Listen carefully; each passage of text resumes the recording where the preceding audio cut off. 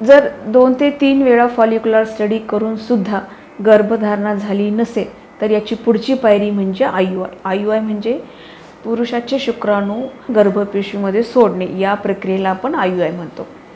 IUI करण्याच्या पूर्वी पण आपण स्त्रीला स्त्रीबीजवर्धक गोळ्या पाळीच्या दुसऱ्या दिवशीपासून देऊन 12व्या दिवशी फॉलिक्युलर स्टडी करतो. 12व्या दिवशी जर स्त्रीबीज परिपक्व झाले असतील तर स्त्रीबीज फुटण्याचे इंजेक्शन आपण त्या दिवशी देतो. त्यानंतर साधारणतः 36 ते 72 तासात स्त्रीबीज फुटते. कलर डॉपलरद्वारे बीज नक्की कधी फुटणार हे कळू शकते. त्यानुसार IUIचा कालावधी ठरवला जातो.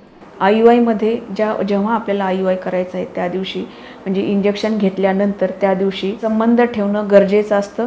फक्त IUIच्या 1 दिवस आधी संबंध न ठेवता IUIला दिलेल्या तारखेला यायचं असतं. IUIला आल्यानंतर आपण परत एकदा स्त्रीची सोनोग्राफी करून बघतो. त्याच्यामध्ये जर त्यांचं बीज फुटलेलं असेल तर लगेच IUIची आपण प्रक्रिया सुरू करतो. यामध्ये पुरुषाचं शुक्राणूचं सॅम्पल लॅबोरेटरीमध्ये कलेक्शन करून त्याच्यामधले चांगले शुक्राणू, हेल्दी शुक्राणू, ॲक्टिव्ह शुक्राणू आपण वेगळे करतो आणि असे शुक्राणू आपण स्त्रीच्या गर्भपिशवीमध्ये फुटलेल्या अंड्याच्या जवळ सोडतो, जेणेकरून ह्याच्यामध्ये प्रेग्नन्सी राहण्याचा चान्स 15% वाढतो.